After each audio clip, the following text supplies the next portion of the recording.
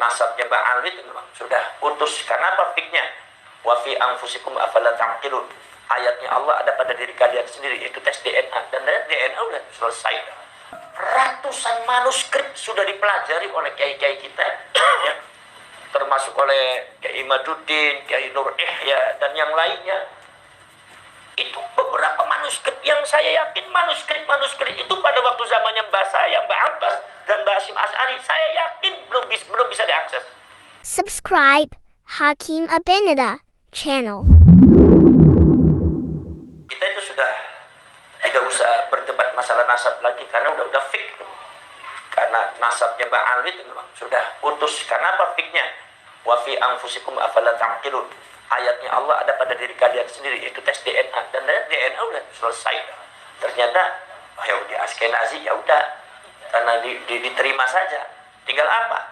Saya tidak membenci habaib, tetapi habaibnya harus menerima. Kenapa sebabnya? Jangan sampai menyalahi, nggak mau menerima ilmu. Loh, itu teknologi. Kalau seumpama Anda itu tidak mau menerima teknologi, nggak usah pakai HP, nggak usah pakai mobil, kan Anda nggak mau menerima teknologi. Tapi Anda pakai HP, Anda pakai mobil, tapi Anda menyalahkan DNA, nggak mau DNA, ya salah. Itu sama-sama teknologi. Dan teknologi itu harus semua terus berkembang. Ya. Saya yakin pada waktu zamannya Mbah Hasyim Asy'ari kan belum ada teknologi. Makanya genetika itu masih belum bisa ditemukan. Belum bisa ditemukan. Dan saya yakin ini akibat arus daripada teknologi yang sangat kuat, sehingga kita mendapatkan manuskrip yang ada di Turki, manuskrip yang ada di Irak, manuskrip yang ada di Maghribi. Itu betapa mudahnya kita melalui komunikasi kita, kirim WA kita kepada nakoba-nakoba yang ada di dunia internasional ini. Jadi nggak perlu ke sana. Kapan-kapan aja kita ke sana, kita utus orangnya ke sana, sekali dua kali, udah dianya di sini, udah sekali dua kali, komunikasinya pakai WA, pakai video call, pakai kemudian kita Zoom meeting, ya, sehingga ratusan manuskrip sudah dipelajari oleh kiai-kiai kita, ya, termasuk oleh Kiai Imaduddin, Kiai Nur Ihya, dan yang lainnya. Itu beberapa manuskrip yang saya yakin manuskrip itu pada waktu zamannya Mbah saya, Mbah Abbas, dan Mbah Hasyim Asy'ari, saya yakin belum bisa diakses. Betul. Itu bukan berarti karena beliau itu salah atau Mbah Abbas itu kurang, bukan.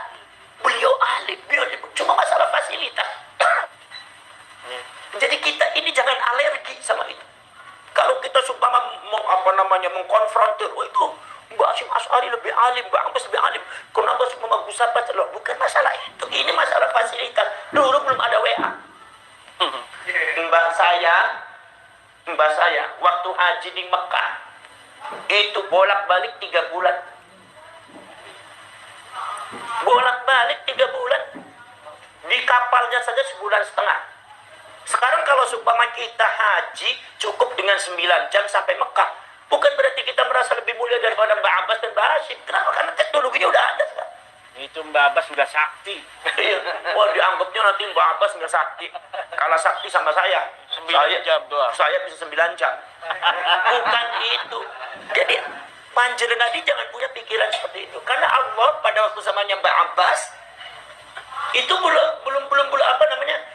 belum ada transformasi untuk haji pakai pesawat, tapi pakainya apa? Kapal. Ya. Dulu zamannya, coba bayangkan, kalau supaya kita bayangkan, ke Mekah saja 3 bulan. Kalau beliau Mbah Hasyim atau Mbah Abbas itu mencari data-data manuskrip yang ada di Irak, yang ada di Tunisia, yang ada di Pakistan, berapa negara, berapa tahun itu? Dan dananya juga besar. Zaman dulu zaman perjuangan. Jadi sama sekali. Makanya beliau itu tidak bicara masalah nasab ketika itu. Saya yakin kalau beliau itu hidup dan sekarang terbukti bahwasanya habaib itu bukan cucunya Rasulullah, baik secara data nasab dan secara DNA, pasti beliau jawab, saya nulis Sayyid dan Habib itu bukan bicara nasab. Kan saya sudah bicara dilalatun ala sihatin naqli. Memang caranya menulis seperti itu. Caranya orang menulis itu yang mutqin, orang thiqah yang dipercaya itu begitu harusnya. Di sini syekh, ya di sini syekh, di sini sayyid, di sini sayyid, di sini pin, di sini pin. Bener enggaknya terus? Bener enggaknya itu kan urusan nasab, bukan urusan masalah dilalapun ala siatin naqli atau bab riwayat. Iya, betul. Nah, contohnya seperti ini. Saya kan mencontohkan, kan ada di YouTube saya. Saya mencontohkan begini.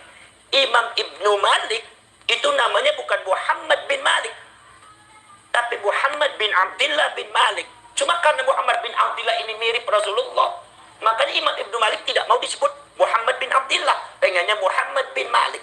Makanya seluruh nukilan yang ada di kitab-kitabnya beliau, qala Ibnu Malik. Ketika seumpama Basim As'ari nulis kitab qala Ibnu Malik, jangan disalahkan oleh kita. Gimana Basim tuh?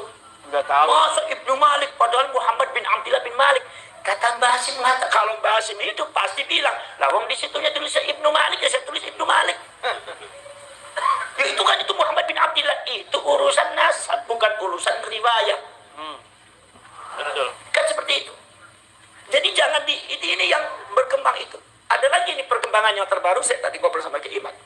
Bahwasanya ada katanya kalau seumpama nasabnya Habaib ini ijma'ul ulama.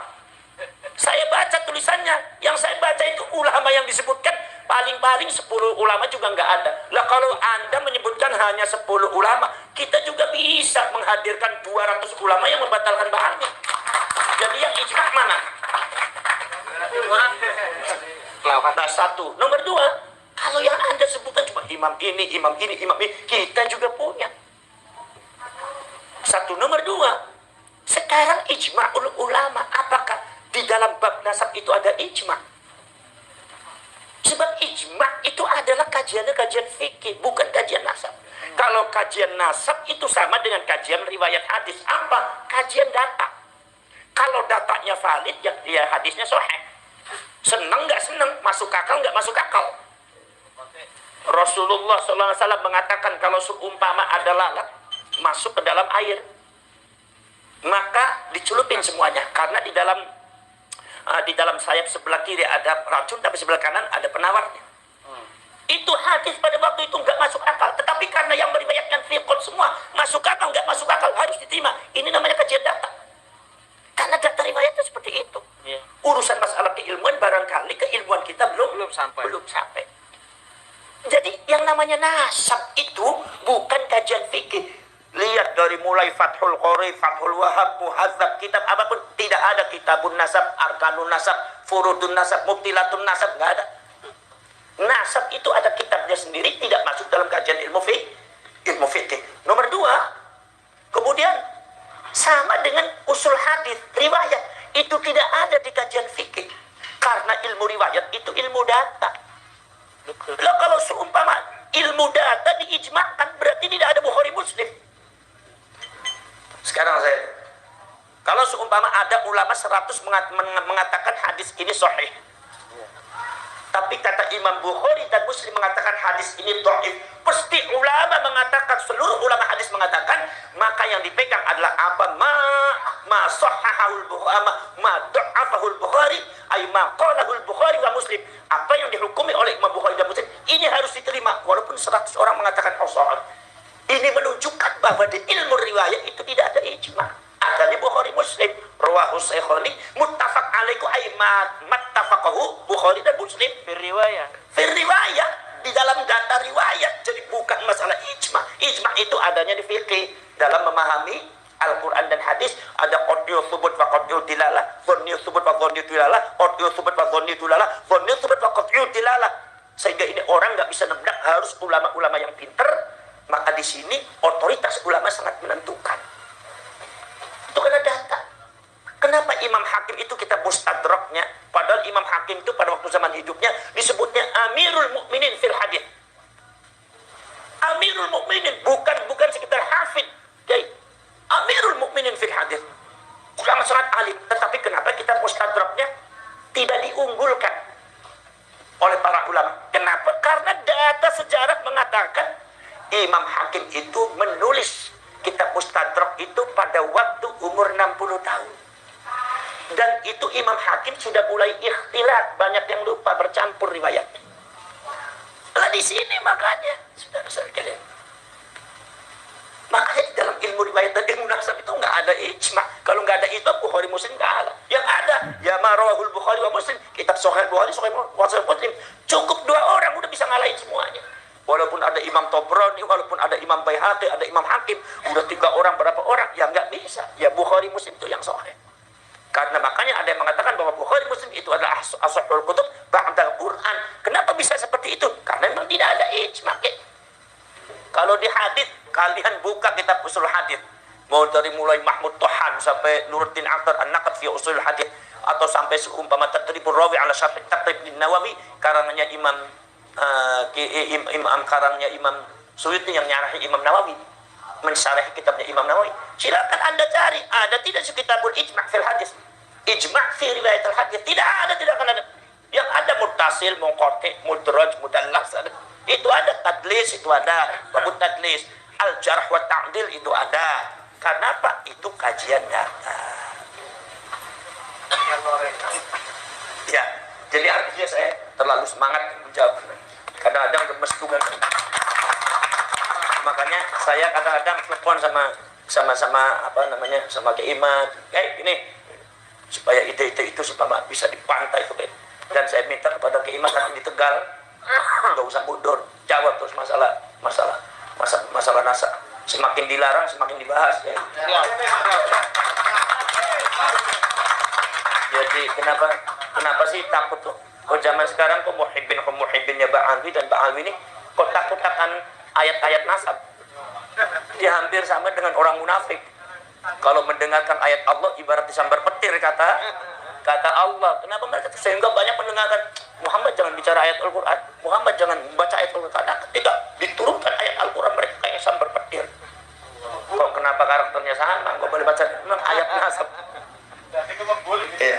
Kalau saya semakin dilarang semakin bicara.